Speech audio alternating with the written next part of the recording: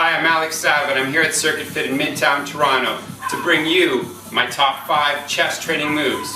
I'm basing these moves on some research that really shows how to target the pectorals and provide maximum stimulation. Let's begin.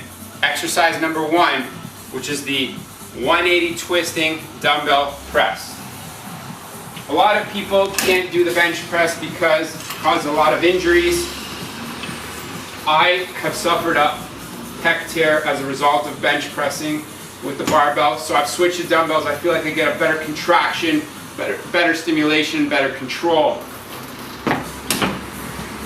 Start with the dumbbells at the top position as you would with a regular negative. Add a twist on the way up. Bring the pinkies in together, squeeze the pecs, and back down. As you twist in and squeeze, hold that for a count of 2, that isometric contraction.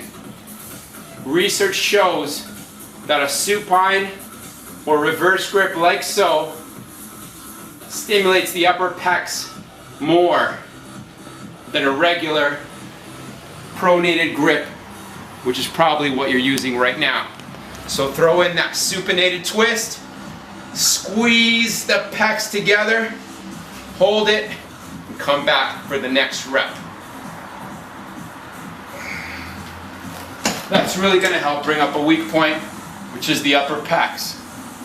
Okay, so the next exercise on my top 5 moves is a close grip push-up. Research shows that if you compare a wide hand position to a medium and narrow hand position, that narrow hand position produces the most pectoral stimulation. So we're going to go close grip push-up. I'm going to have a training partner put a weight on my back to increase the resistance and really make this a tough chest move.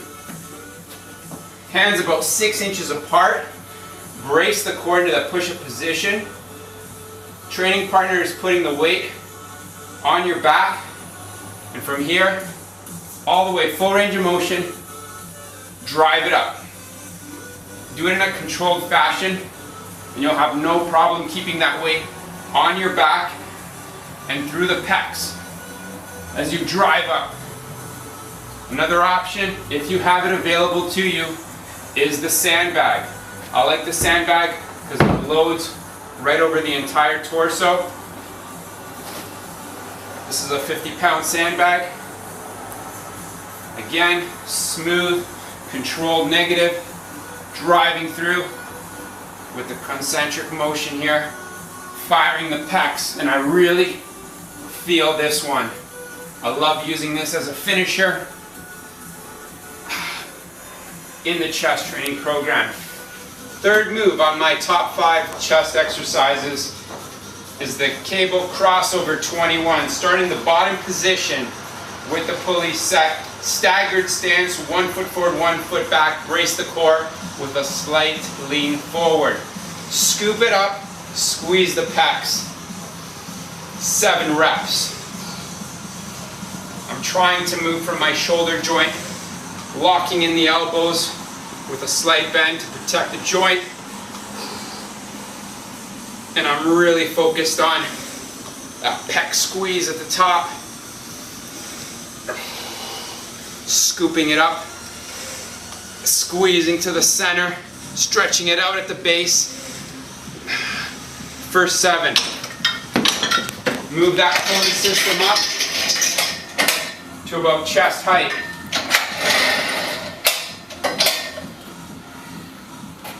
Grab your handles, set it up, staggered stance, punch it out right in front of the chest, palms facing each other. Stretch out the pecs. Get a nice wide arc here. Squeeze the center. These are the next 7 reps.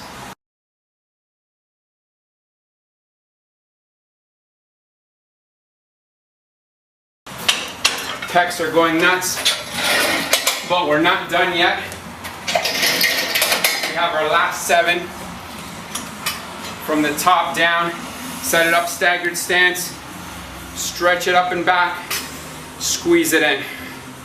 We're taking advantage of all 3 angles. And we're just attacking the chest from the 3 different positions: low, mid, and high.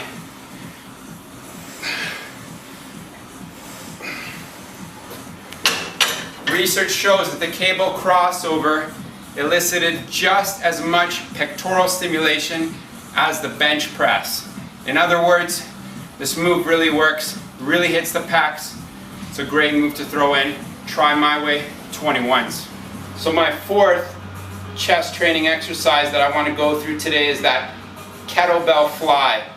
You're going to start with the kettlebells right over the chest. Go to that full stretch position. This is where that kettlebell weight really kicks in because it hangs below the palms, something that the regular dumbbell can't do for you. Fight it, squeeze it back into center. You don't have to fully close the rep. There is no tension at the top, so stopping just above the chest is perfect. Again, stretch it out. Get the pecs to fight the kettlebell weight at the base for a second and squeeze back in. You're really focused on pushing the pecs together as you squeeze to the center. I love using the kettlebells as opposed to the dumbbells to really change things up, shock the pecs. Okay, so my last exercise on my top 5 chest moves is the dip. This is going to be a forward leaning dip where you actually want to get a training partner to spot you. So I've got Patrick coming in here to spot me. A lot of people feel that they can do the forward leaning dip on their own, but really they're just crunching forward. They're not getting the optimal angle. I'm going to increase the resistance by adding a weighted belt here. Set myself up at the top. Curl the legs back. Flex through the glutes and hamstrings. So now Patrick has moved me into a forward leaning position. From here I'm going to get a full range of motion, drive up, squeeze the pecs. Listen to your body on this one. Go as far down as you can without aggravating the shoulder. I realize this is a tough move for some people that have shoulder injuries, so definitely watch your form. I want to see the elbows fully extended at the top, get that full range of motion. So there you go, you have my top 5 exercises.